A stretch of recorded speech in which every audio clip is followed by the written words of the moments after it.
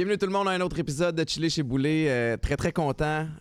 C'est notre premier tournage de 2024, puis je commence ça en force. Là, je parle de la date de tournage parce que je sais pas on est où dans la date de diffusion, mais je veux prendre le temps de remercier Éducalcool, qui est partenaire de l'émission Éducalcool, qui challenge les gens depuis plusieurs années à évidemment consommer de façon responsable.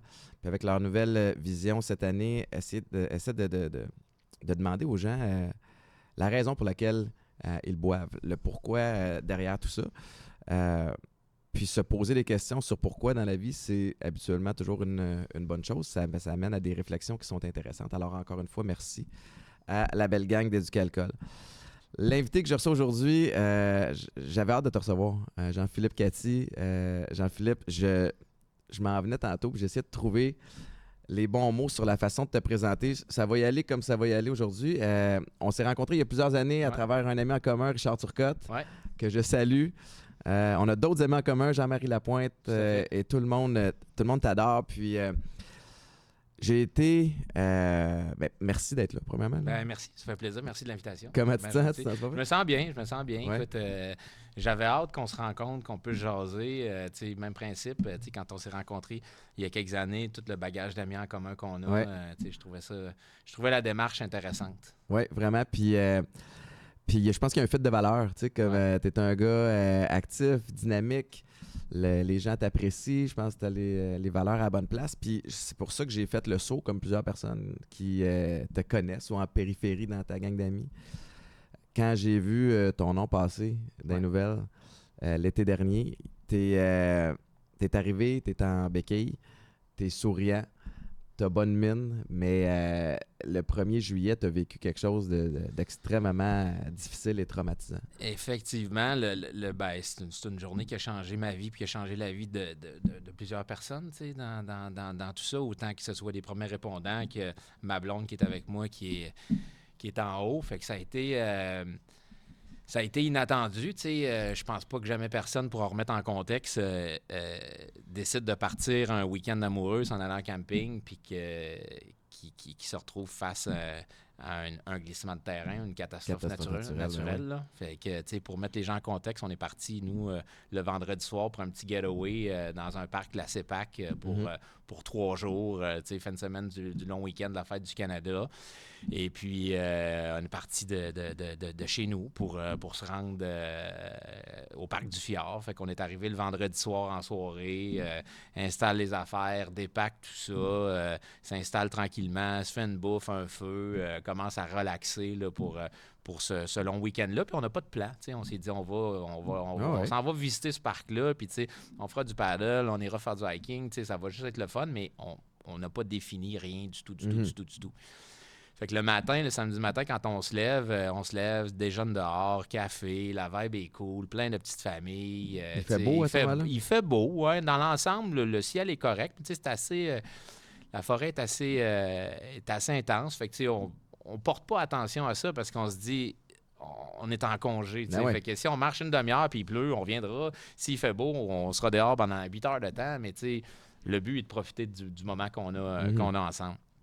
Fait que on pack les affaires, on décide de partir, on choisit un sentier où est-ce qu'on va aller. Fait que on part en voiture, puis on voit que le ciel est pas beau, mais pas de là à se dire que ça va être si pire que ça. Puis même principe, on se dit, si jamais il pleut, on verra de bord, c'est tout. Il n'y a pas de trophée, là. On s'en va pas gagner une médaille, là. On s'en va prendre l'air puis s'amuser. Fait que on descend le long du petit chemin où est située la rivière Éternité, on se stationne en bas, prend le sac à dos, part à marcher tranquillement, super cool, on jase, la vie est belle, c'est le fun. Mais il y a un fond orageux, on le sent que c'est chargé là, en termes de température. Fait que on continue, on se dit, écoute, s'il se met à pleuvoir, on va juste se revirer de bord, on sera mouillé, on a des imperméables, on est équipés, Fait que en cours de chemin, on croise des gens, puis là, il y a des gens qui disent nous autres, on y va, on va jusqu'en haut, puis on n'a pas peur des éclairs. Puis là, on sent qu'il commence à avoir des éclairs puis du tonnerre, mais la pluie n'est pas encore super forte. Fait qu'à un moment donné, à un certain moment, la pluie se met à tomber, puis c'est assez soutenu là, pour se rendre compte que de se dire, le fond de l'air est frais, la pluie est froide. On est trempé bord en bord, puis on est quand même assez haut dans le sentier. Fait qu'on se dit, moi je dis, écoute, j'ai dit Pascal, j'ai dit, on va pas jusqu'en haut, là, je veux dire, ça donnera rien, là, on revire de bord, puis on ira jouer aux cartes, puis on fera sécher notre linge, puis la vie est belle, tu sais. Fait que on décide de rebrousser chemin, puis de repartir. En rebroussant chemin, on longeait le long du fjord, puis tu voyais que c'était élevé, là, qu'est-ce qui était en train de se passer, là, c'était intense comme orage, qu'est-ce qui se dessinait. Fait qu'on marchait tranquillement pas vite, puis plus la pluie tombait, plus les sentiers se gorgeaient d'eau. Fait qu'on avait l'impression de descendre dans une cascade, là. C'était relativement assez intense pour vraiment donner l'impression d'avoir une petite rivière dans laquelle on marchait. Fait que c'était quand même assez glissant, difficile avec les roches et puis tout ça. Puis notre téléphone se met à sonner comme une alerte Amber. Le cellulaire ne rentrait pas là-bas, puis on reçoit comme des signaux, puis alerte de tornade, puis de pluie torrentielle, et puis tout ça. Mais on se dit, garde, là, on est en train de marcher, là, on retourne à l'auto. Je veux dire, il sonne. Au début, tu penses toujours que historiquement, c'est un alerte Amber, mais tu te rends compte que c'est un alerte météo. Fait continue de descendre, marche jusqu'à la voiture. Rendu à la fin, là, je veux dire, on ne voyait plus le chemin. Là. On avait l'impression de marcher dans une rivière, là, tellement que c'était torrentiel. Là. Mais je ne suis pas météorologue, fait que je me disais juste c'est une grosse pluie. Là. C'est une très grosse pluie. Là. Arrive à la voiture, fait que à la voiture, on embarque dans l'auto, on est content d'être au chaud, part le chauffage au maximum, tout ce qui existe, on est assis, on est détrempé dans la voiture au maximum. Fait que recule l'auto, je dis parfait, on part, on s'en va, tu sais, puis les essuie-glaces au maximum, tu vois même pas qu'est-ce qu'il y a en avant, là, tu sais. Fait que on reprend le petit chemin pour être capable de remonter au campement. Et puis, il y a un arbre tombé en plein milieu de la route, tu sais. Fait que 2-3 arbres, là, tu sais, qui jonchent la chaussée. Fait que j'arrête tout près de là. Puis de l'autre côté de l'arbre, il y a un employé de la CEPAC qui est en train de partir sa chensa pour être capable de couper, d'enlever les débris puis de se tasser. Fait que là, on se regarde dans l'auto, on est quand même tout trempe, fatigué. Fait que là, je dis, c'est quoi qu'on fait, tu sais? J'ai pas de chensa, moi, dans l'auto. Puis, fait que on va attendre 2 minutes. On y va-tu pas? T'sais, anyway, j'ai dit, sa scie mécanique n'est pas partie. On sera pas capable nécessairement de tasser un arbre. On va le faire, mais en même temps, c'est notre devoir de le faire. Ça obstrue la chaussée. On doit sortir pour aller aider, pour aller tasser l'arbre. T'sais. Fait que il y a une voiture qui arrive en arrière de nous. Puis il y a un homme qui sort avec 2 enfants. Fait que là, on les voit se diriger vers là. Fait qu'on se dit, on sort.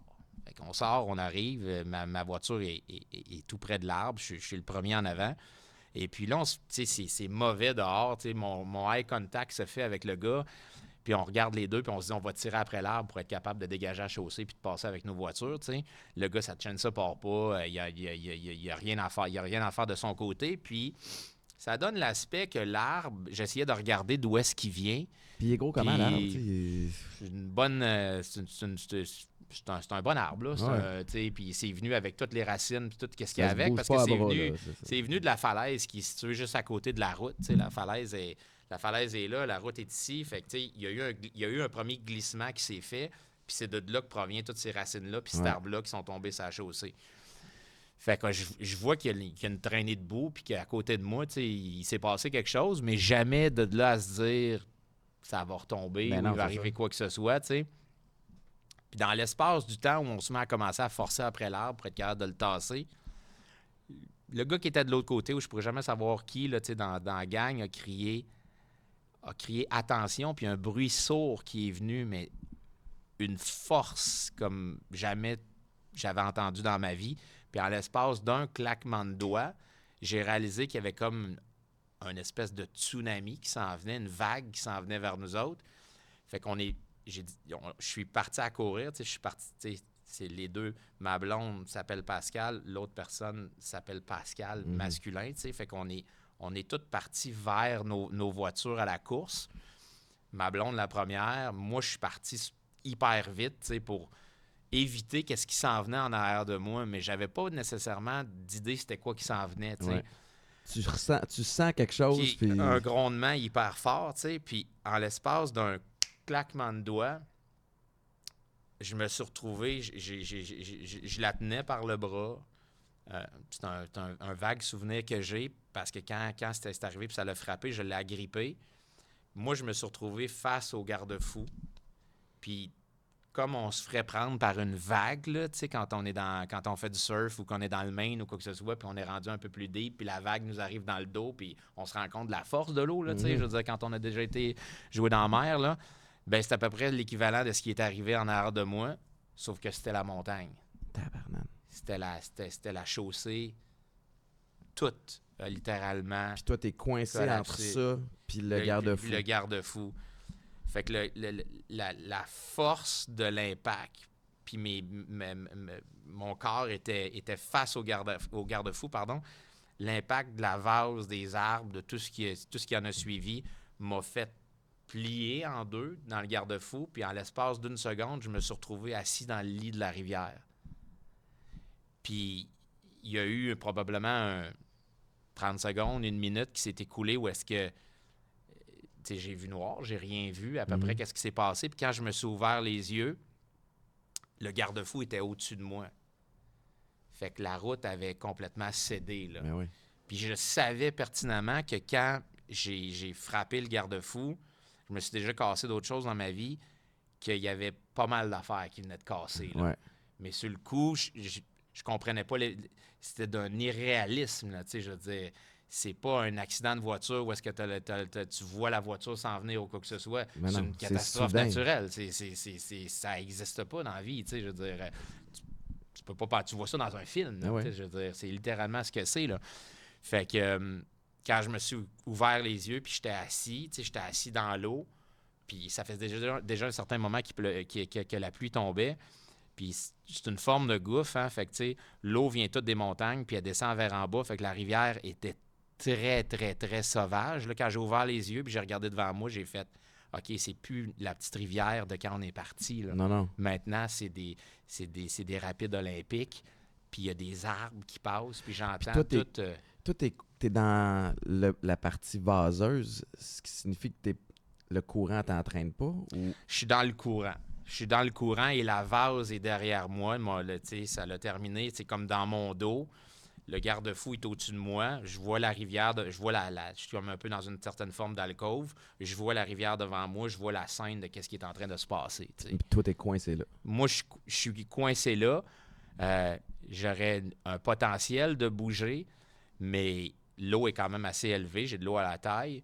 Puis je me tiens après des branches pour pas partir dans le courant parce que je me dis, si je pars dans le courant, c'est sûr que c'est fini. Là. Il y a des roches, là, tu sais, c'est une violence. Toi, tu t'agrippes au-dessus de ta tête à des branches, je me tiens après des branches comme je me tiendrais pour faire un pull-up. Ouais. Puis je regarde autour de moi puis j'essaie de comprendre qu'est-ce qui se passe. Puis il y a 2 personnes qui sont avec moi, tu sais, Ouais. puis il y a une personne qui est le monsieur qui était sur la chaussée que lui, je le vois pas. Je vois pas qu'est-ce qui est arrivé avec lui ou quoi que ce soit. Ma blonde était à côté de moi. Elle a fait je présume un plongeon, tu sais, elle était tout petite. Fait que, tu sais, quand la vague y est arrivée dans le dos de vase et de compagnie, tu sais, elle a revolé. Puis quand elle est revolée près de moi. Puis elle était ensevelie par cet amoncellement de vase-là, puis de débris de la route, là. Écoute, tu sais, fait que je sais qu'elle est là, tu sais, je sais qu'elle est prise, je sais que la situation, Tu sais elle est où elle est grave. ou t'as une idée de... Je sais où elle est. OK. Tu sais, j'ai une vision en périphérie qui fait que je suis capable de sentir qu'elle est là, tu sais, puis tout ça, puis je l'entends, tu sais, elle me parle, fait que, tu sais, moi, j'essaie de me dire, OK, comment je peux la sortir de là? Tu sais, essayer d'aller donner un coup de main pour tirer après quoi que ce soit, tu sais, tirer après ses jambes ou quoi que ce soit, parce que le haut de son corps est pris. Puis à un moment donné, tu sais, je me dis, il y a quelque chose qui marche pas en bas de mon nombril, là. Tu sais, je sais pas ça a été quoi mon impact, tu sais, sur le coup, ça a tellement été fort, vite, féroce. J'ai-tu le pied cassé? J'ai-tu le genou cassé? J'ai-tu les cuisses égratignées? Je sais pas, mais je sais qu'il y a quelque chose qui s'est passé puis que c'est malin, tu sais. Fait que elle est à côté de moi, tu sais, puis la pluie continue de tomber, puis l'eau continue de monter, tu sais. Ouais. Puis je me dis, tu sais, il y a 2 choix. Elle va réussir à se déprendre, tu sais, puis elle elle va s'en aller comme de l'autre côté des débris où aller, puis elle va regagner la rive, puis idéalement, il y a quelqu'un qui va nous trouver, parce que les deux, on crie à l'aide, comme... Est-ce que tu la vois ou tu l'entends seulement? Je l'entends, puis je vois une de ses jambes. OK. Fait que...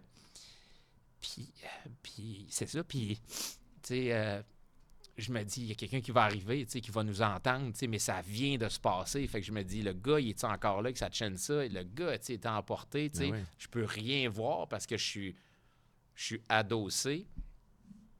Puis il n'y a pas possibilité de voir la route parce qu'au-dessus de moi, j'ai un garde-fou. Puis j'ai juste une espèce de puits de lumière qui rentre sur moi. Puis je me tourne pour pas voir la rivière. Ben, je me dis, je peux pas regarder ça. Genre, c'est comme, ça n'a aucun sens. Ouais. C'est trop mauvais, c'est trop méchant. T'sais. Puis là, je regarde le puits de lumière puis je me dis, il va-tu arrêter de pleuvoir? T'sais, pour que ça se calme, ça devienne plus tranquille, tout le kit. T'sais. Puis à un moment donné, je lui parlais, je l'entendais plus. Fait que, tout de suite, je suis rentré en mode espoir où est-ce que je me suis dit, elle s'est juste dépris, puis elle est partie de l'autre côté, puis elle est correcte. Mm-hmm. Maintenant, c'est à toi. Là, t'es pris. Là, t'es pogné, là, mon gars, là, puis c'est sauvage, là, qu'est-ce qui est en train de se passer. Là. Fait que je me tiens de manière super féroce après les branches pour pas partir. Puis plus il continue de pleuvoir, plus la rivière monte.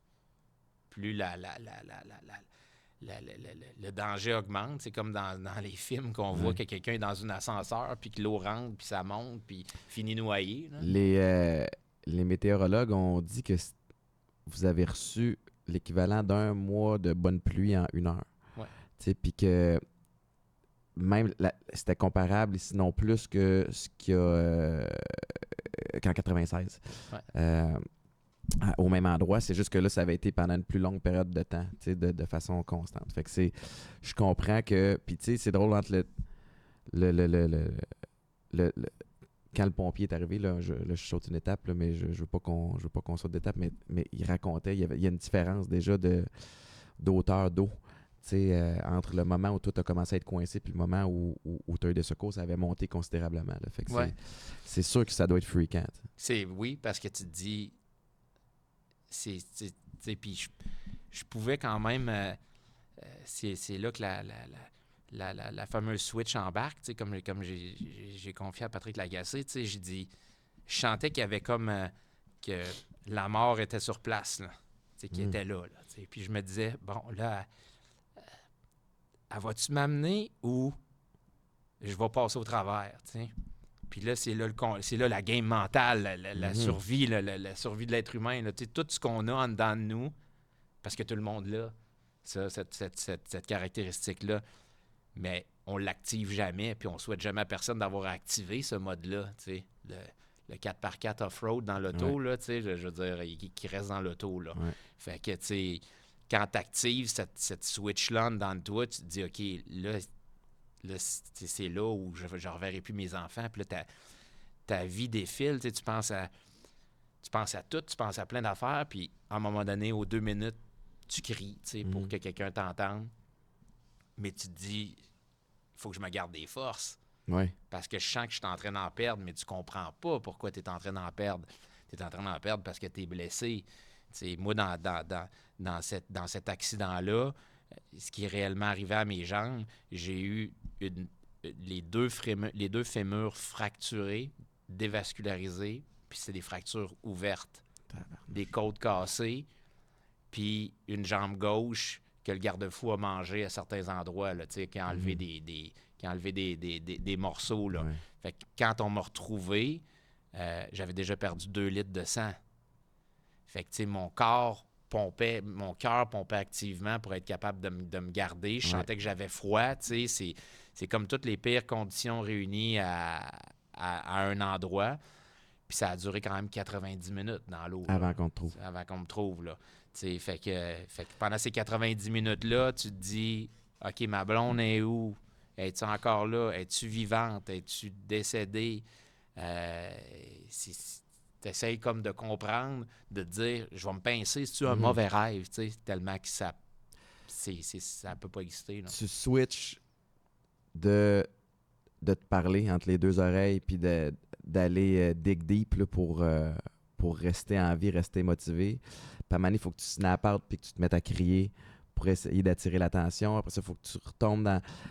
T'allais où dans ta tête entre les deux oreilles pour t'accrocher? Mes enfants. Je dirais que c'est la seule affaire qui m'a tenu, tu sais, parce que je me disais, c'est pas vrai qu'ils reverront pas leur père, tu sais. Pour moi, ça faisait aucun sens. Je me disais, c'est pas vrai, tu sais, je vais rester là, tu sais, je vais rester là, puis je les tenais, les branches, tu sais, comme je les tenais, là, tu sais. Je me disais, il y a rien qui va faire en sorte que je vais partir, tu sais. Même si à un moment donné, j'ai eu l'idée, je me suis dit, OK, je vais me lâcher des branches, je vais juste comme me laisser aller dans le courant pour revenir de l'autre côté des débris, pour aller voir si Pascal est là. Puis là, il y a une voix dans ma tête qui m'a dit, non, si tu lâches les branches, tu meurs. Mm. Tu sais, c'était beaucoup trop sauvage pour penser survivre un instant. Quand j'en ai parlé avec Evan qui m'a sauvé, il m'a dit, t'aurais même pas duré une seconde. Tu sais, il dit, c'est des roches qui font des 5-10 pieds, qui là, on voyait à peine la tête. Fait qu'il dit, t'aurais frappé après ça dans le temps de le dire. Puis à un moment donné, quand tu sais, pour revenir aux blessures que j'ai subies, tu sais, à un moment donné, j'étais dans l'eau, tu sais, puis j'attendais, puis ma chaussure a comme apparu. Mm. Puis là, je me suis dit, je perds mon soulier, je vais le prendre, mon soulier pour pas le perdre. Mais c'est pas mon soulier que je perdais. Quand j'ai pris ma chaussure dans l'eau puis je l'ai sortie, j'ai sorti ma jambe. Ah, ben ouais. Mais ma jambe était comme Patrick l'a paraphrasé, c'était comme des bâtons de popsicle Ouais. écrasés. Là. Fait que quand j'ai pris mon soulier puis j'ai vu ma jambe, Ouf. j'ai dit, OK, quelque chose qui va pas. Là, le haut le cœur m'a pris, j'ai manqué perdre connaissance. Puis là, je me suis dit, non, respire. Faut que tu restes, tu sais. Reste là, tu sais, reste sur place. Là. Fait que... Je suis curieux de savoir... tu sais, il n'y a personne qui s'attend à une catastrophe naturelle. Comme tu l'expliquais, c'est quelque chose que tu vois dans un film. Cette histoire-là aurait pu arriver à n'importe qui. Tu sais, il pleut fort, puis tu te fais prendre dans ce glissement de terrain-là. Tu passes par-dessus le garde-fou, tu tombes, tu te retrouves dans la rivière.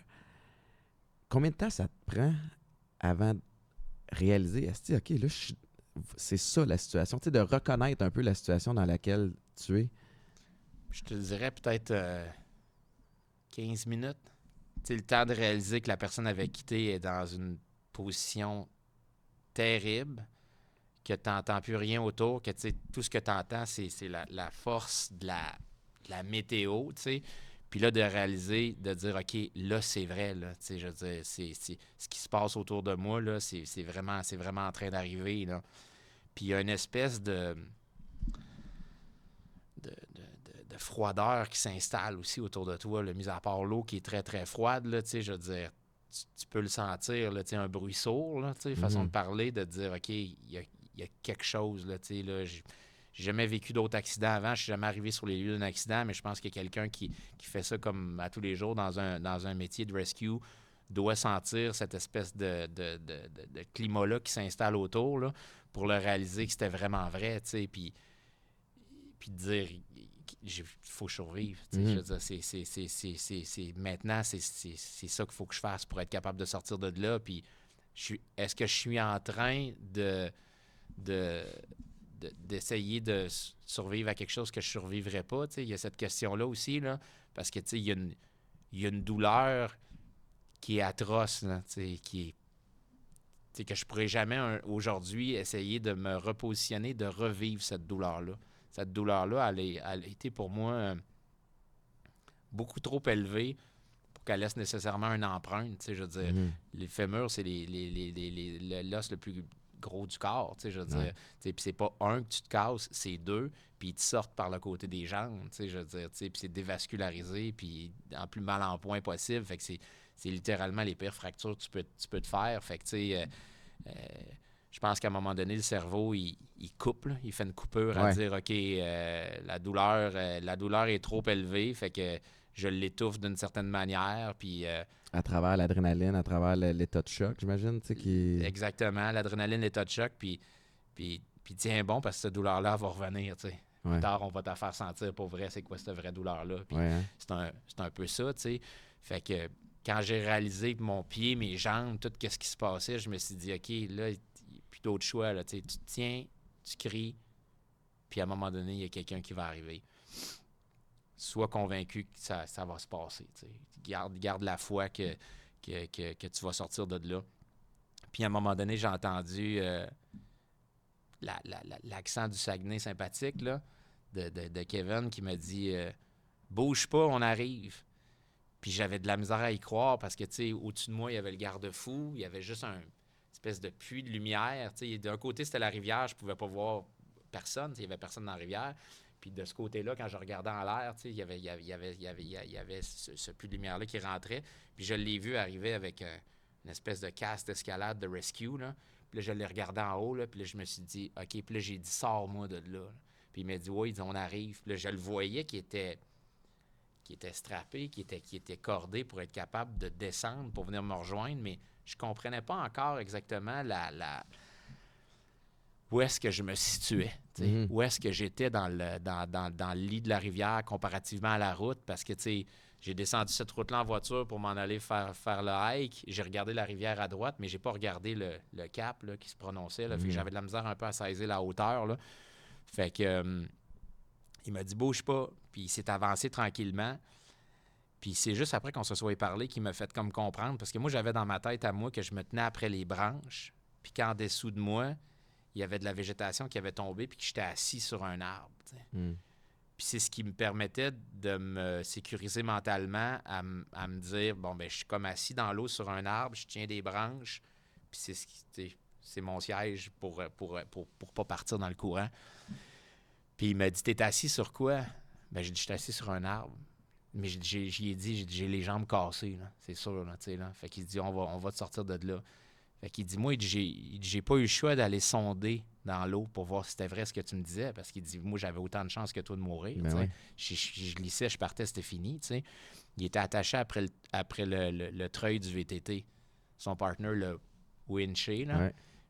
pour pas qu'il parte, là. Puis l'autre est resté en haut sur le VTT. Wow. Puis quand il a mis ses pieds dans l'eau, il n'y avait pas d'arbre. Fait que comme il me disait, il dit, t'as tenu physiquement après des branches pendant 1 heure et demie de temps. Il dit, je me suis dit... Sans siège.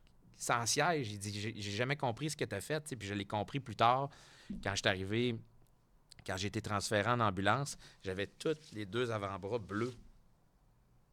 Mais tu peux pas te tenir un poids complet d'une personne pendant 1 heure et demie de temps. Là, je veux dire, ça, c'est l'adrénaline, c'est le corps qui te pousse à faire ça. Là, fait que Le désir de vivre.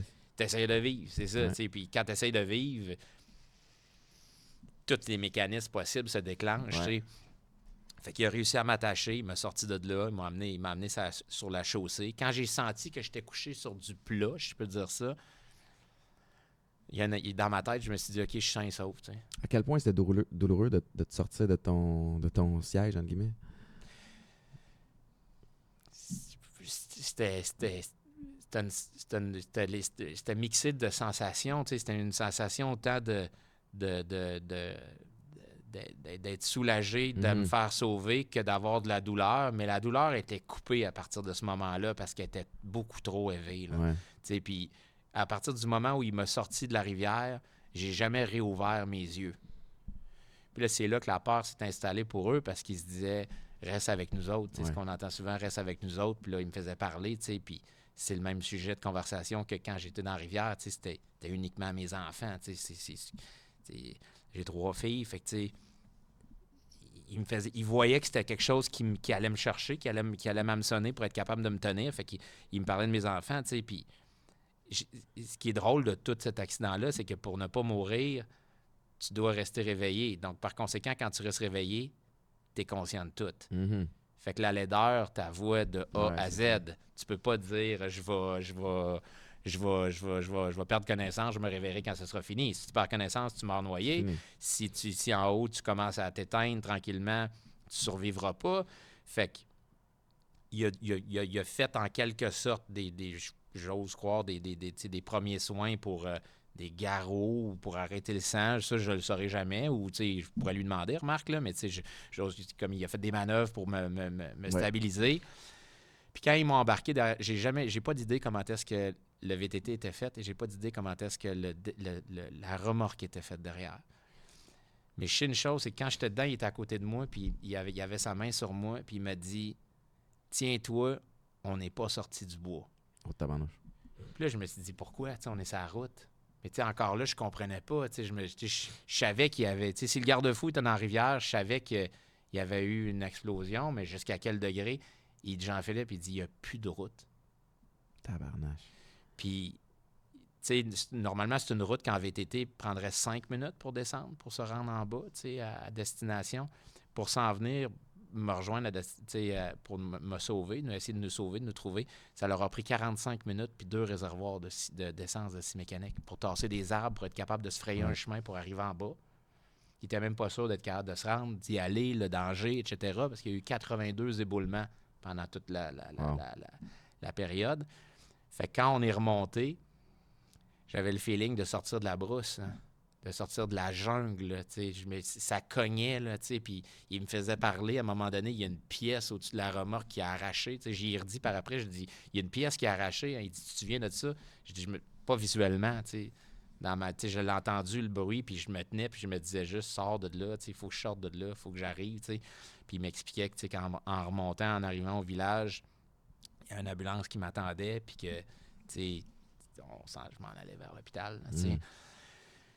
Mais ça a été un long périple, un périple interminable dans l'eau, puis après ça, sur le chemin pour être capable de monter en haut. Puis quand on est arrivé en haut, je me souviens d'avoir juste comme ouvert un œil, puis le soleil avait ressorti le temps de 15 minutes, mais de repartir après ça pour avoir des pluies torrentielles, là, ça a duré 2-3 jours, je pense. Puis j'ai vu qu'il y avait des policiers, il y avait des pompiers, il y avait une ambulance. Fait que là, je l'ai senti, la douleur, quand ils m'ont transféré de la remorque derrière le VTT vers la civière. Là, j'ai mal, comme ça, tu peux pas tolérer. Puis j'ai dit à l'ambulancière, j'ai dit, pouvez-vous me donner quelque chose? Puis c'est là que j'ai découvert que dans les ambulances, ils n'ont rien. Oh. Je savais pas ça. Je veux dire, à part certains villages, ils n'ont pas le droit d'administrer rien. Ils sont là pour te faire les premiers soins, t'amener à destination à l'hôpital. Puis à l'hôpital, c'est là qu'on te donne un calmant ou peu importe, pour être capable d'enlever la douleur, un antidouleur quelconque. Là. Fait que le site où est-ce qu'il m'a sorti du bois et l'hôpital de Chicoutimi, il y a quand même 1 heure qui sépare ça. Là. Hey, ça fait que j'ai fait 1h30 dans l'eau, 45 minutes de VTT, puis 1 heure d'ambulance. Là. Cette heure-là d'ambulance, là, l'ambulancière me parlait, puis encore là, je sais pas comment je faisais pour rester. Je restais parce que je savais que j'arrivais là, à un moment donné. Je voyais comme une espèce de lueur. Le finish line est proche. Puis arrivé à l'hôpital, ben là, c'est là que je me souviens des grandes portes qui ouvrent, là, puis beaucoup de monde, là, comme on voit dans film, là, commençait à me prendre en charge, puis moi, de ne pas trop comprendre exactement non plus qu'est-ce qui se passe, là, parce que je me dis, OK, là, ils vont me soigner. C'est quoi que j'ai? Encore là, je ne sais pas que j'ai les 2 fémurs explosés, puis que, j'ai perdu beaucoup de sang, puis tout le kit. Là, je commence à sentir que il me coupe tous mes vêtements. Je commence à sentir que j'ai froid, mais vraiment froid, là. Puis je me dis, c'est la pluie, puis t'étais dans l'eau, fait que c'est juste normal. Clairement. Hypothermie. Fait que là, on me met un habit chauffant. Il y a des mesures de degrés en hypothermie. J'étais à 29, puis je crois que c'est 27 ou 28, tu meurs. Fait que, j'avais là, aussi de l'hypothermie, je veux dire, au travers de ça. Fait que, ils m'ont mis une espèce de costume pour me réchauffer que je venais comme super bien. Puis à un moment donné, après de nombreux antidouleurs, ou je sais pas qu'est-ce qu'on m'a administré, ça a clippé off. Je suis parti, puis je me suis réveillé le lendemain matin dans une chambre, à pas trop savoir, encore le même principe, à essayer de comprendre j'étais où. Je veux dire, essayer de comprendre la situation, dire aussi, est où ma blonde? Ouais. C'est quoi qui s'est passé? Puis, mais mon frère, mes parents sont arrivés, tu sais, puis ça devait être, tu sais, je veux dire, devait être atroce pour eux autres aussi, là, tu sais, de voir ton frère, de voir ton fils, tu sais, je veux dire, puis de regarder, puis de dire, OK, là, il se réveille comme une demi-heure, puis il comprend pas trop où est-ce qu'il est, tu sais. Puis après ça, tu reprends des calmants pour être capable de continuer. Puis je pense qu'à un moment donné, on me l'a dit, là, tu sais, que mes fémurs étaient cassés, là, tu sais, puis qu'est-ce que j'avais, etc., là, mais j'étais pas en pleine possession de mes moyens, là, tu sais, je comprenais pas trop qu'est-ce qui se passait, là, tu sais, puis je voyais aussi, tu sais, que le docteur, l'orthopédiste semblait, puis l'urgentologue semblait très préoccupé de la situation, très préoccupé de mon état, là, tu sais, fait que là, il y a des conversations offline qui se font avec tes parents, avec ton monde que tu vois pas, pour dire, écoute, tu sais, je veux dire, il y a des plaies ouvertes, fait que toutes les bactéries, toute la vase de la rivière, il a rentré dans les jambes, là. Fait qu'il faut qu'on le nettoie, là, tu sais, je veux dire, avant même de penser à l'opérer, là, tu sais, là, l'orthopédiste a dit, j'ai jamais vu une quantité de vase comme ça dans un corps humain, là, tu sais, je veux dire, tous les débris, toute l'eau, puis, tu sais, on pense toujours qu'une rivière, c'est propre, surtout plus loin que t'es, mais une rivière, c'est plus rempli de contaminants, là, tu sais, maintenant, je le sais, je le comprends, c'est un des pires environnements à être quand tu as une plaie ouverte, pour attraper des bactéries, même si tu es dans un secteur où c'est très propre, tu sais. Fait qu'ils ont commencé à me travailler, tu sais, pour être capable de m'enclouer, de mettre des vis, tu sais, de stabiliser un peu le processus. Au départ, quand on m'a sorti de la rivière, ben, tu sais, ils voulaient me transférer à Montréal en hélicoptère, mais les conditions météorologiques étaient trop malignes pour être capable de faire venir Air Médic, là, de me transférer. Fait qu'ils ont décidé d'aller sur le plan B, tu sais, puis après ça, par la suite, m'envoyer ailleurs où il y avait une spécialité qui était plus grande, pour être capable de me soigner. Moi, j'étais prêt à aller, tu sais, je sais que quand je me réveillais, j'étais prêt à aller n'importe où, tu sais. Je disais, je vais aller n'importe où. Ici, il faut que vous m'ameniez à New York, amenez-moi à New York, tu sais, je veux vivre, puis je veux qu'on me répare, tu sais. Finalement, j'ai fini à Québec dans ma ville, là. Fait qu'écoute, ça n'a pas été si loin que ça, mais on m'a transféré comme 2-3 jours plus tard. C'est arrivé le 1er, je suis arrivé le 4 à Québec. Mais pendant ce temps-là, tu sais, il y avait comme une semi-conscience de mon état, de ce que je venais de traverser, puis toujours de « Hey, où ma blonde? » Puis Est-ce qu'on te parlait d'elle? Est-ce qu'on te disait ce qui se passait? Je savais qu'il y avait des recherches qui se faisaient. Puis les enquêteurs de la Sûreté, ils ont fait un super de beau travail avec ça. Là, je veux dire, ils m'ont tenu au courant tout le long. Puis ils m'envoyaient des photos de ce qu'ils trouvaient dans la rivière pour voir si c'était de ses vêtements. Que je sois capable de l'identifier puis de dire. Parce que cette rivière-là, on m'expliquait qu'elle a normalement 5 pieds de profond, 20 pieds de large. Elle est devenue 100 pieds par 20 pieds. Tabarouette. Fait qu'ils ont été chercher très, très loin, jusque dans le fjord, d'infos à saumon, voir, es-tu rendu là, es-tu ailleurs, es-tu, il y avait une équipe de plongeurs là, qui était là, il y avait un grand déploiement du matin au soir. Fait que, je le suivais d'une certaine façon comme j'étais capable de le suivre. Moi, mon véhicule, il était devant l'arbre, il est resté en marche, la porte était ouverte. Nos 2 cellulaires étaient dedans, fait qu'il est venu nous porter il est venu me porter les téléphones à l'hôpital pour être capable de les ouvrir puis d'être en communication avec le monde qui essayait d'être en contact avec nous.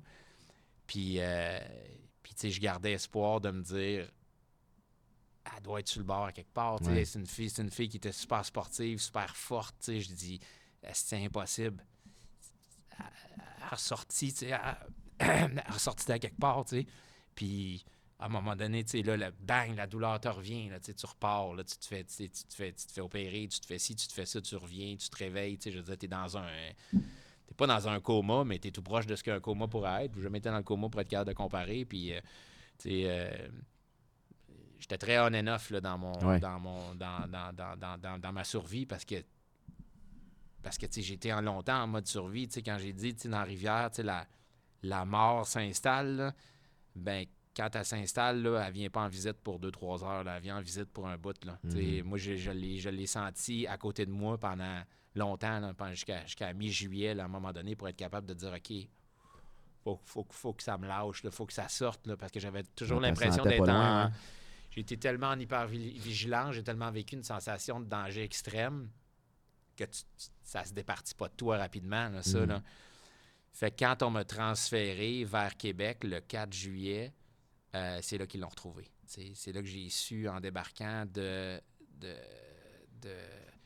de l'ambulance qu'il venait de la retrouver, puis qu'il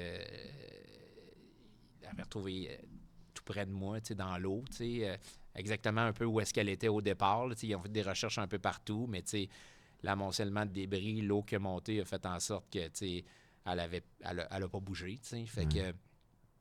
Fait que là, la tristesse, le deuil, une sensation épouvantable s'installe. Je veux dire, c'est comme un 53 pieds qui arrive, mais en même temps, tu essaies de survivre de l'autre côté toi-même. Fait que c'est très...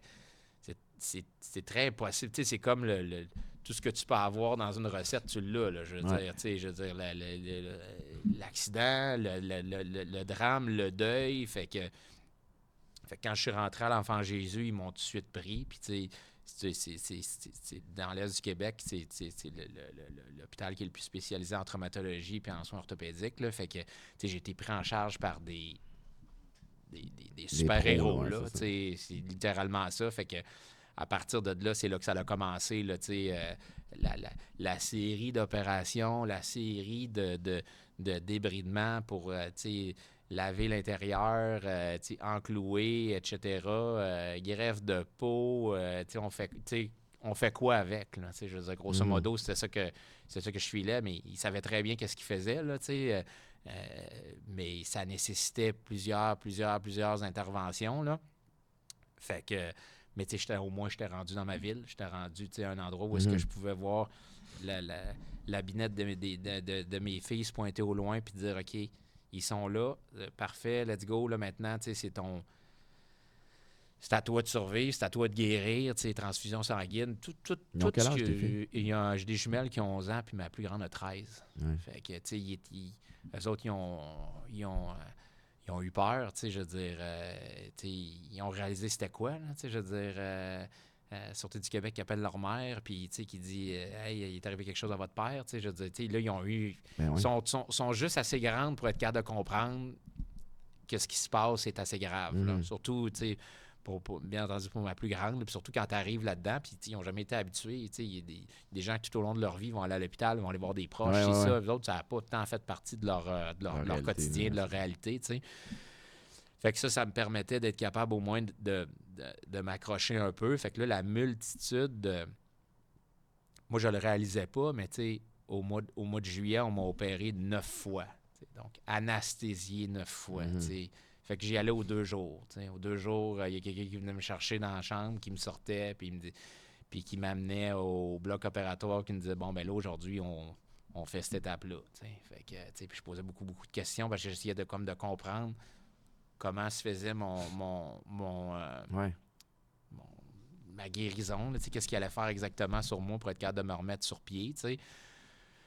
C'était trop complexe pour être capable de le comprendre, puis j'étais trop dans un état de choc aussi. Là, c'est un état de choc qui est c'est tellement profond, c'est cérébral, c'est physique, c'est dans le cœur, c'est dans l'âme, c'est partout. Là, je veux dire, puis encore là, je le répète, puis tu as toujours ce switch-là de la mort qui est ouverte en dedans qui te dit je suis pas loin, je t'attends, mon gars.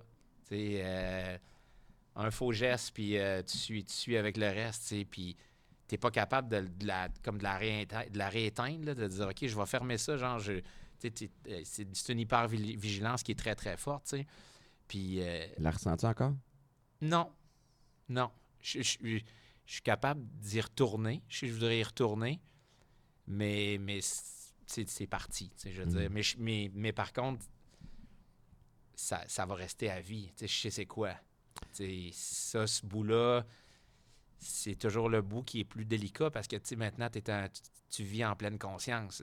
Ouais. Tu sais exactement qu'est-ce qui peut arriver, qu'est-ce qui peut changer le destin, toute la fragilité de tout, là, je veux dire. Puis surtout quand tu es face à une situation, je veux dire, d'arriver sur une route, à une heure précise, à une seconde précise, à une quantité de pluie qui va tomber, qui va faire en sorte que l'éboulement va arriver, tu sais, je veux dire. Ah ouais, puis ton positionnement au moment où ça arrive versus t'aurais été 3 pieds de l'autre bord, puis c'était pas la même chose qui arrivait. Tout à fait. 3 personnes sur une chaussée, à peu près 2 pieds chaque, avec 3 destins différents. Hmm.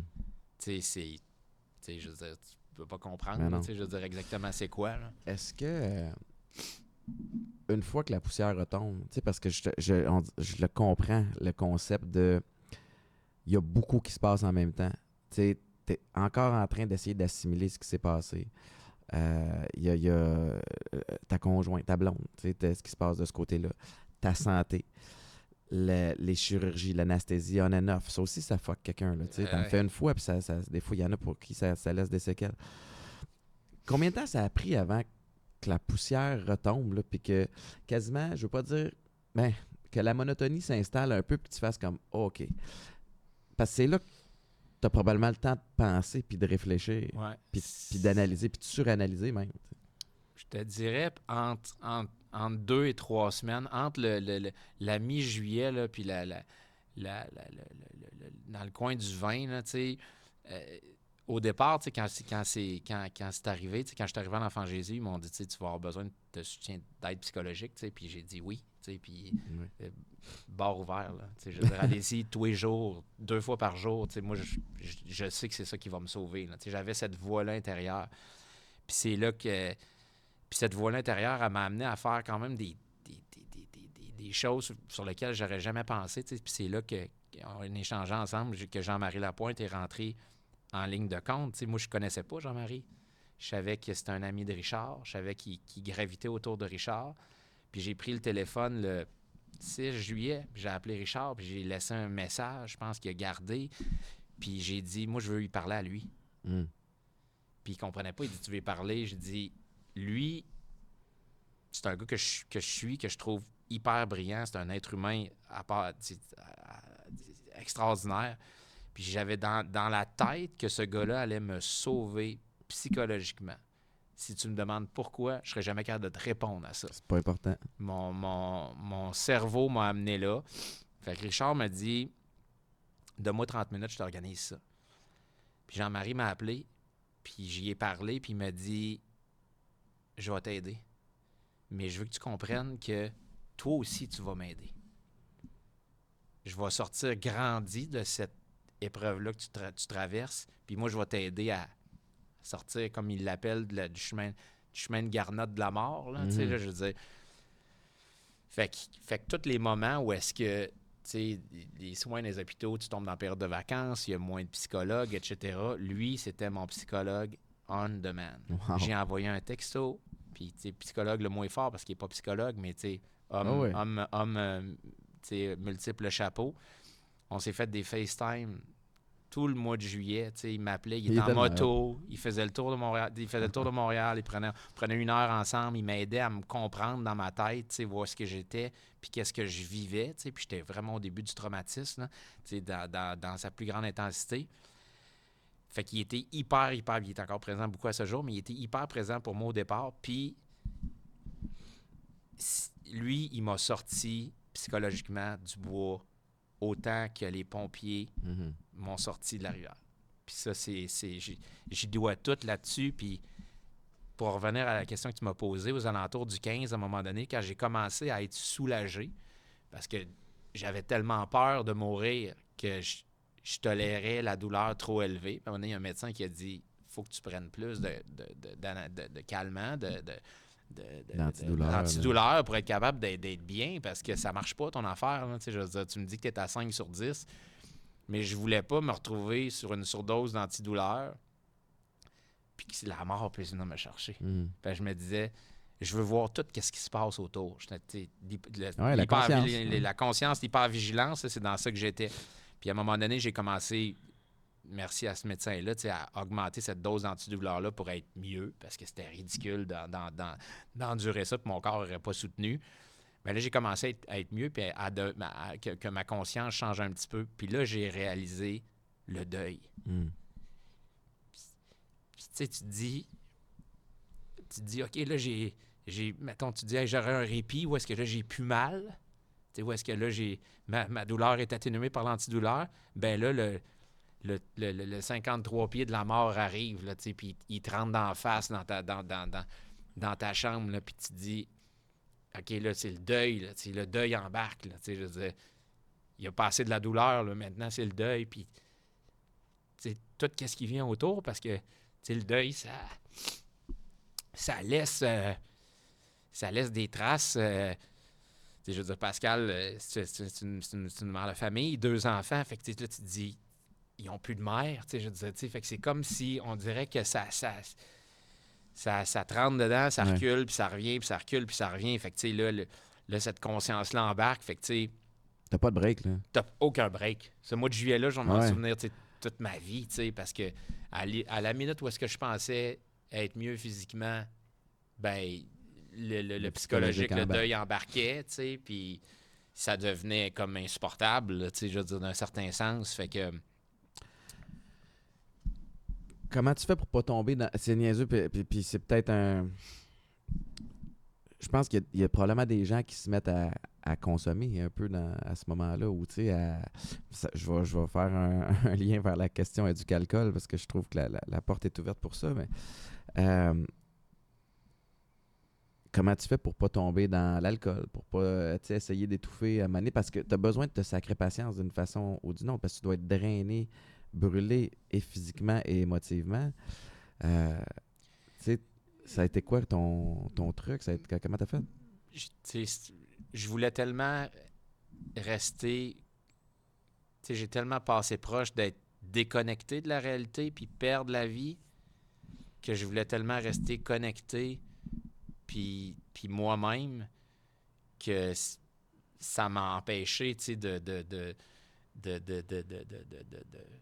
tomber à dire je veux plus de calmant, je veux plus ci, je veux plus ça. Puis anyway, à l'hôpital, c'est bien contrôlé. Dès que j'atteignais un seuil de confort, de guérison, ben, je m'accrochais au fait que je me voyais en vacances avec mes enfants ou dehors avec ma famille, puis que j'allais reprendre ma vie d'avant. Moi, c'était mon but. Fait que j'ai pas... Puis c'est drôle comment le corps est fait. Moi, en tout cas, le mien, de la manière qu'il est fait, à la minute où ma guérison est devenue un peu plus significative, je suis devenu allergique à toutes les opioïdes qui existent. J'ai fait des réactions. Mon corps rejetait la morphine. Mon corps rejetait... Ça s'invente pas. Puis j'avais un bracelet avec un chapitre écrit de tout ce que j'étais allergique. Puis il me disait, ben là, c'est parce que quand on va te réopérer, il va falloir te donner quelque chose, tu sais. Devenu un peu problématique. Ben, j'ai donné moi des Tylenol. Il disait, ouais, mais tu peux pas guérir au Tylenol, tu sais. Puis je dis, ouais, je vais guérir au Tylenol. C'est ça que je vais prendre. Fait que, tu sais, tôt dans mon cheminement, je suis vite tombé juste avec des Tylenol. Ah. Puis je me suis fait réopérer dernièrement, la dernière opération en novembre. Ça l'a fait exactement la même chose. Je me suis dit, OK, ton corps est fait comme ça, toi. 4 jours de Dilodide. La 4e journée, je me suis réveillé tout plaqué le matin. J'ai dit, OK, mon corps n'a plus besoin de donner-moi des Tylenol. Ah. Fait que, tu sais, il tolérait pas ça. Puis j'ai pas... Mais, tu sais... Puis c'est tellement fort, ces drogues-là. Tu sais, quand on écoute les nouvelles, puis on voit des gens être accros au fentanyl. Moi, du fentanyl, ils m'en ont donné pour faire des interventions plus rapides, là, pour être capable de... Ça dure juste 30 minutes, là, ça, quand tu injectes une dose. Là. Maintenant, je connais c'est quoi. Ça laisse tellement une empreinte forte dans le cerveau que quand ils l'injectent, ils prennent une petite lingette d'alcool pour nettoyer la buse dans laquelle ils rentrent. Maintenant, à ce jour, l'odeur de l'alcool à friction, quand je la sens, j'ai l'impression que je vais être gelé. Wow. Fait que quelqu'un qui est dans la rue, là, qui ça. consomme ça, là, ça doit être une dépendance qui doit être atroce. Ouais. Parce que ça t'amène vraiment dans un autre sphère. Là, là. Fait que, mais la soif de vivre était trop forte pour être capable pour tomber dans quoi que ce soit. Puis il y a aussi le fait que quand tu te réveilles de ça, j'ai un mes partenaires d'affaires qui me dit t'es-tu questionné de savoir qui t'étais maintenant? Puis ça a été assez intense aussi au mois de juillet. Je me suis dit, OK, je suis qui, moi? Jean-Philippe, j'aime quoi? Est-ce que mes passions ont changé? Est-ce que mes valeurs ont changé? Parce que c'est une explosion, là, puis avant que les astres se réalignent en dedans de toi, là, ça peut changer une personne à la vie sur plusieurs facettes. Ça m'a changé sur énormément de facettes de ma vie, mais c'est un grand questionnement qui vient vers toi là, à dire, OK, ça m'a bouleversé, mais jusqu'à quel point, là? Fait que ça, je pensais pas que j'allais avoir ce questionnement-là aussi. Mhm. La vie me l'a amené, ce questionnement-là. Puis au travers de tout ça, ben il y avait justement toutes ces interventions-là, le deuil, tu sais, je veux dire, puis tout ce qui s'en suivait, là, tu sais. Mentalement, tu sais, on s'est écrit à quelques reprises, puis tu m'impressionnes beaucoup, tu sais, d'avoir passé à travers ça, puis d'être ici aujourd'hui, de le raconter d'aussi belle façon, puis de vouloir faire du bien avec tout ça. Tu sais, je suis curieux de savoir, tu sais, à quel point il faut que tu te parles dans ta tête des fois, ou à quel point tu as dû parler pendant le courant de l'été. Tu sais, est-ce que tu t'es mis à réfléchir, puis à suranalyser, puis à te dire, ah, si on avait continué la randonnée, si, tu sais, t'es peut-être dans la micro-analyse, si j'étais sorti par ce pied-là en premier, tu sais, tu tombes-tu dans ce pattern-là? Puis si oui, comment tu fais pour te regrounder? Au début, oui. Je me suis, tu sais, j'ai été comme, je me suis dit, pourquoi on n'est pas resté dans l'auto, tu sais? Mais tu sais, en même temps, tu sais, tu sais, on est des gens comme, tu sais, je veux dire, tu sais, c'est un obstacle de la route, tu sais, c'est un road hazard, là, tu sais, je veux dire, tu dois te sortir, Ah, puis l'enlever tu pour être laisseras capable pas de le gars continuer. travailler Là, tout c'est seul quand ça. tu peux Non, donner un coup de main. exactement, tu sais, je veux dire, c'est comme ça, puis à un moment donné, je me suis mis comme à l'accepter parce que c'est tellement irréel, puis tu n'as tellement aucune possibilité de contrôle face à une situation comme ça, que je me suis dit, j'ai deux choix. Je peux être fâché, je peux essayer de voir comment j'aurais fait les choses différemment, le destin, la chance, etc., tout le kit, ou de se dire, j'ai été pris dans une catastrophe Mhm. naturelle. Puis une catastrophe naturelle, c'est ça. Ouais. Puis, tu sais, fait que ça m'a permis d'être capable de régler ce bout-là peut-être plus facilement que tu sais, il y a la colère du deuil qui va toujours être là, de dire, t'as perdu une personne très chère, tu sais, mais en dehors de ça, tu contrôles pas des conditions climatiques, tu sais, puis tu sais, de penser que ça n'existe pas des changements climatiques, là, ben, je vous l'annonce aujourd'hui que ça existe, là, Mhm. parce qu'il ne tombe pas une quantité de pluie en 30 minutes comme il est tombé là. Puis, je veux dire, la quantité de ponceau, puis on le vu encore cet été au Québec, tout ce qui se passe, je veux dire, clairement, Il se passe de quoi, là? il se passe quelque chose. Là, je veux dire, c'est sûr et certain. Là. Fait qu'à un moment donné, tu l'acceptes, puis tu continues, puis... Ouais. Dans le texte de Patrick Lagacé, qui a écrit à ton sujet, qui était magnifique, euh, tu sais, tu as dit pourquoi moi puis pas elle. Tu sais, ça, c'est quelque chose qui te hante encore? C'est un questionnement que tu auras toujours, mais en même temps, à un moment donné, c'est un questionnement que j'ai eu avec Jean-Marie. Puis il m'a dit, il dit ton contrat n'est pas fini. T'sais. Il dit, à un moment donné, tu peux pas te questionner, tu vas jamais trouver la réponse à cette question-là. Je veux dire, 3 personnes sur une chaussée à 2 pieds de distance avec 3 destins qui sont différents. Toi, tu restes, ton contrat n'est pas fini, puis tu vas trouver pourquoi tu es encore là.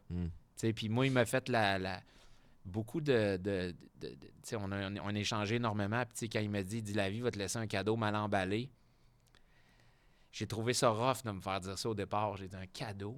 Comment que ça peut être un cadeau? Mais c'était l'analogie qui t'a expliqué. Puis il dit, dans ce cadeau mal emballé-là, tu vas trouver pourquoi tu es encore là. Puis c'est quoi ta mission utile, puis qu'est-ce que tu veux faire par la suite, puis qu'est-ce que tu veux changer, puis écoute, il m'a amené dans des réflexions très lointaines, mais qui font beaucoup de sens pour la suite, puis qui ont permis d'être capable de me réattacher au moindre questionnement que j'avais, où je me disais, bon, ben là, je suis aligné ou je suis en train de prendre tranquillement la trail, puis c'est pas la bonne trail, là, tu sais, hop, un petit texto, t'as-tu 5 minutes? Parfait. Voici ce qui se passe en ce moment, puis d'être capable de te redriver dans la bonne direction, d'avoir une opinion, surtout qu'il a connu l'histoire du départ. Fait que oui, tu sais, oui, ce questionnement-là va toujours rester présent, mais personne n'aura jamais la réponse. Puis, tu sais, je pense qu'aujourd'hui, c'est de rendre hommage à la mémoire de ces disparus-là, puis de ces gens-là, tu sais. Puis, tu sais, je veux dire, elle a une super de belle famille, des super de beaux enfants, tu sais. Je veux dire, c'est de dire, écoute, je vais être là s'il y a quelque chose. Je veux dire, ils ont un père en or, tu sais, puis aussi drôle que ça puisse paraître, tu sais, je veux dire, on est rendu, moi puis lui, des bons chums, tu sais, je veux dire, on prend une bière ensemble, tu sais, puis tu sais, ça l'a uni d'autres choses, tu sais, puis il était présent tout le long de ma guérison, même titre que sa soeur, ses parents, etc., tu sais, je veux dire, c'est... Il ne faut pas oublier non plus tu sais, que tu es la dernière courroie de transmission. Je suis la dernière personne qui l'a vu. Ouais. Fait que, tu sais, C'est important d'être là, tu sais, là. Puis de se dire, tu sais, je veux dire, puis tu sais, c'est pas comme une mort prévue, tu sais, il y a des gens qui sont en phase terminale du cancer, puis qu'il leur reste 3 mois à vivre, puis il y a une préparation vers le deuil qui se fait. Là, tu sais, tu déjeunes, tu ris, tu as du plaisir, puis ta vie change. Puis, tu sais, ça m'a amené, tu sais, quand on parle de pleine conscience, tu sais, aujourd'hui, on est facilement distrait par beaucoup de choses. C'est l'air très présent dans notre vie, tu sais, je veux dire, on est stimulé de toutes parts. Puis, tu sais, je me suis souvenu, tu sais, je me suis dit, tu sais, le matin, tu te réveilles avec quelqu'un, puis après ça, elle disparaît, tu sais. Les gens qui sont présents dans nos vies, il ne faut jamais les prendre pour acquis. Tu sais, ils peuvent disparaître à l'intérieur d'une seconde. Fait que, tu sais, je dis à mes chums, tu sais, j'aurais dit, je dis, tu l'aimes, ta blonde, hein? J'ai dit, le soir, quand tu es dans le sofa, là, puis tu checkes tes stories sur Instagram, là, ben, tu devrais peut-être le mettre de côté, ton cellulaire, aller à coller, dire que tu l'aimes, parce que tu ne sais pas si demain matin il va être là. Puis c'est rough se faire dire ça, sauf que quand tu l'as vécu, tu sais c'est quoi. Fait que tu connais la fragilité, tu connais beaucoup, beaucoup de choses, puis tu connais aussi l'importance. J'ai un ami qui a passé près aussi de la mort, puis il me disait, il dit, moi, c'est un shit de conversation, des fois, avec ma blonde, elle me dit, c'est un gars qui est en affaires, elle me dit, tu te fous de tout? Il dit, non, il dit pas que je me fous de tout. Il dit, maintenant, je sais c'est quoi qui est important. Wow. Il dit, c'est triste qu'on se rende compte de ça quand on a 80 ans. C'est qu'on aurait dû pas se soucier de ci ou ça, ou moins faire de drama avec des petites affaires, parce que l'important, c'est pas ça, tu sais. Puis quand tu passes près de mourir comme ça, tu te rends compte, tu sais, que les relations, tu sais, moi, il y a quelqu'un que j'ai près de moi qui me dit, tu sais, il dit, la différence entre avoir un réseau puis entretenir un réseau, c'est 2 choses. Puis moi, j'ai toujours voulu, dans la vie, je connais beaucoup, beaucoup de monde, mais j'ai toujours entretenu mon réseau. J'ai toujours essayé d'être le plus intègre, puis de servir les gens de la bonne manière, tu sais, puis de garder les gens près autour de moi, puis je l'ai vu l'impact de ça par la suite. Tu sais, je me suis dit, OK, fait que c'est quoi qui est important dans la vie? Si tu le travailles, non. Il n'y a personne qui est venu me voir puis qui m'a dit, hey, j'ai travaillé 15 ans de temps, moi, pour LG Électronique. Tu sais, je pensais là, qu'on s'était parlé la première fois, tu sais, puis il n'y a personne qui est venu me voir puis qui m'a dit... te souviens-tu quand tu m'as vendu une TV? Là? L'impact que tu as eu en vendant ça. Non, c'est les relations que j'ai connues au travers de ça, puis ce que j'ai développé avec beaucoup de gens pour être capable à l'échelle humaine, qui a ramené tout ce monde-là autour de moi, puis qui m'ont amené à un autre niveau aussi, parce que ces gens-là, c'est eux autres qui te soulèvent. Là. C'est là que tu te rends compte de qui t'es entouré dans la vie. Là. C'est qui step la game.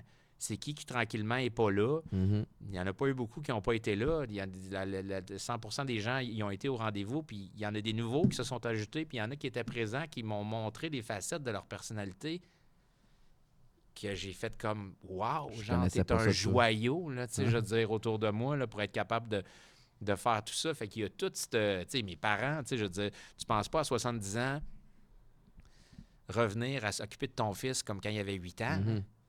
Tu sais, je veux dire, puis ils vont probablement vivre jusqu'à 100, là, je veux dire, parce que ça les a rajeunis, tu sais, je veux dire, ça les a leur amené un énorme stress, tu sais, de passer proche de perdre ton fils, mais après ça, de s'en occuper, puis d'être dans l'action, puis tout le kit. Leur derniers 6 mois, eux autres, ont été les 6 mois les plus occupés de leur vie. Ils sont pas en retraite. Ils sont pas en retraite, tu sais. Fait que, tu sais, tu réalises tout ça, tu sais, c'est là que tu tombes en pleine conscience, tu fais comme, OK, ça, c'est-tu grave ou c'est pas grave? Puis ça rajoute une profondeur dans tes relations. Tu sais, je veux dire, il y a des endroits où est-ce que j'étais avec des gens, des conversations qu'on a eues, tu sais, qu'ils ont peut-être touché ou qui leur a peut-être fait du mal ou quoi que ce soit, mais qui étaient dans le but d'améliorer leur sort, d'améliorer leur vie. Tu sais, j'ai des amis avec qui j'ai eu des conversations, que j'ai dit non, ça, tu sais, que je faisais pas ça avant. Là. Non, tu devrais pas faire ça, tu sais. Puis qui me disait, hey, merci, tu sais, je suis rentré chez nous, puis j'ai laissé mon cellulaire de côté, puis j'ai pris une semaine de vacances de plus cet été pour être avec les enfants à cause de ça. Ben, j'ai réalisé que dans le fond, ça peut arrêter du jour au lendemain. Ouais. Fait que Fait que le cadeau mal emballé, là, ben ça, il y en a là-dedans de ça, là. C'est une boîte qui est remplie d'affaires que je vais découvrir tout au long de ma vie, tu sais. Mais il y a un peu de ça. Fait que j'en découvre tranquillement, pas vite, puis ça rajoute une profondeur dans les relations, c'est sûr et certain. Mais à quelque part, je trouve ça beau parce que je trouve ça plus vrai. Tu sais, les échanges que je peux avoir, tu sais, ils tombent à un autre niveau. Mais c'est pas habituel, tu sais, je veux dire, j'étais pas comme ça avant, là, tu sais, je veux dire, ça apporte une certaine spiritualité, là. Moi, quelqu'un me parlait de spiritualité avant, là, puis je disais, hey, tu sais, on repassera, là, maintenant, je suis développé, tu sais, envers ça, là. Ouais. T'es-tu fier de toi? Oui. Parce que Ouais. moi, je le suis, tu sais, puis on se connaît pas tant, mais d'être capable de passer à travers un défi physique comme celui de tenir 90 minutes accroché avec des branches pour survivre, le défi mental qui vient avec. Puis après ça, toute l'espèce de longueur et de défi qui s'installe après, physiquement, mentalement, puis que tu en ressortes à être capable d'en parler de cette façon-là quelques mois plus tard, c'est un exploit. Puis je connais beaucoup de gens qui sont passés à travers des moments difficiles, pas à la hauteur de ce que tu nous as raconté. Puis ça laisse des traces, ça laisse des séquelles. Puis il y a quelque chose que tu as dit, puis que j'aimerais ça que les gens retiennent aussi à travers tout ça. Il y a plein d'affaires que tu as dit que je retiens, mais tu n'as pas hésité à parler. Ouais. Tu n'as pas hésité à vomir ce que tu penses, que tu ressens, même si tu le comprends pas. Puis on a un dénominateur commun en Jean-Marie Lapointe aussi, là, moi, qui m'a beaucoup aidé, mais j'ai envie de dire que c'est un des points importants de ta guérison puis de ton bien-être aujourd'hui. Tu sais, il y a des parties qu'on contrôle là-dedans puis des parties qu'on contrôle pas. La partie physique, tu laisses tes mains entre les meilleurs orthopédistes, les meilleurs... Tu sais, je veux dire, il y a de la chirurgie plastique dans mon cas, là, tu sais, je veux dire, j'étais un modèle à coller, là, je veux dire, tu sais, puis rions-en aujourd'hui, là, mais tu sais, je veux dire, c'est phénoménal ce qui a été fait là, comme intervention pour être capable que je reprenne grosso modo 100% de ma vie. Ce bout-là, on ne le contrôle pas. Notre tête, elle nous appartient. Puis parler, c'est la seule et unique solution. Puis j'encouragerais n'importe qui à le faire, peu importe ce qu'ils vivent dans la vie, parce que c'est nettoyer une plaie, c'est faire le ménage d'un garde-robe, mettons l'analogie qu'on veut mettre là-dessus, mais moi, c'est ce qui m'a sauvé comme personne. Puis je le fais encore beaucoup, tu sais. Puis c'est ce qui m'a... quand j'ai contacté Patrick Lagacé parce que je voulais que l'histoire soit bien écrite, mon frère me dit, tu trouves pas que c'est rough de repitcher là-dedans aussi rapidement? J'ai dit non. J'ai dit ça c'est le début de la guérison. Mm-hmm. Parce que j'ai dit de le vulgariser, de l'écrire, de continuer. Puis tout ce tu cheminement-là qui se fait. Face, puis... Puis encore, je le fais. Puis, tu sais, avant-hier, j'étais avec ma psychologue, tu sais, puis j'ai dit ma guérison mentale sur ma guérison physique. Puis aucune des deux sera jamais complètement guérie parce qu'il va rester des cicatrices de cet accident-là, à même titre que ce soit mental ou physique. J'ai dit là, je suis vers le finish line. Tu sais, je vais arriver au printemps, puis au printemps, je vais y laisser les béquilles, puis tu sais, je vais recommencer à marcher, je vais recommencer à reprendre ma vie d'avant. Mais ma guérison mentale à ce stade-là va être rendue ailleurs aussi. Tu sais. Je veux dire, là, je suis capable de m'asseoir avec toi puis d'en parler. Je suis quelqu'un qui vulgarise facilement. Mais tu sais, je le vois quand je me réécoute parler après ça, où est-ce que je suis rendu dans mon stade. Je suis capable d'évaluer, de dire, OK, tu es capable d'aller là, tu sais, puis d'aller dans ces zones-là qui sont quand même assez tristes. Ouais. Pas assez, très tristes. Fait que ça, c'est uniquement l'évolution, le cheminement mental que tu fais à partir de là. Fait que, tu sais, parler, c'est la clé, là, je veux dire. C'est ça.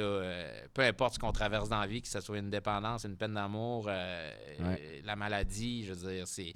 Puis c'est malheureusement pas donné à tout le monde, c'est malheureusement pas accessible, mais tu sais, j'ai dit à quelqu'un, j'ai dit parle à n'importe qui, j'ai dit parle au gars au dépanneur, qui est le propriétaire du dépanneur, va y parler, tu sais, je dis, peu importe c'est qui, parle à quelqu'un.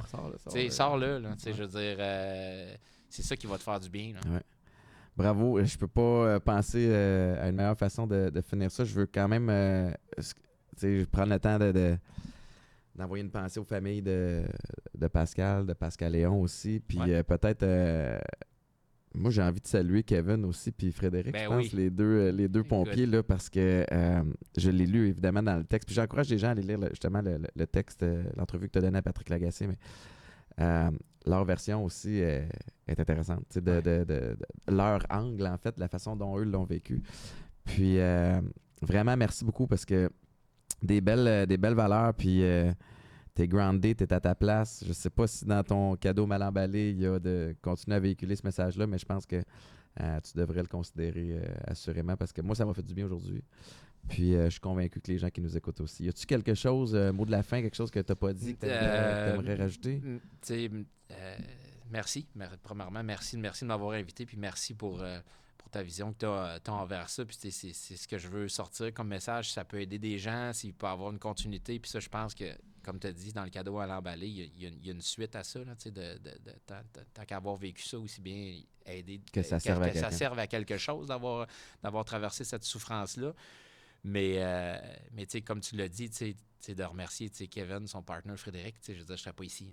Ça, c'est les deux premières personnes. Je veux dire, ces gens-là ont eu le courage de venir me chercher dans l'eau, de me sortir. C'est des humains avec un cœur. C'est incroyable. Puis ils le font à tous les jours. Puis c'est des pompiers volontaires, on est métiers, des familles. Je veux dire, c'est hors norme là, comme personne. Moi, j'étais en admiration devant eux.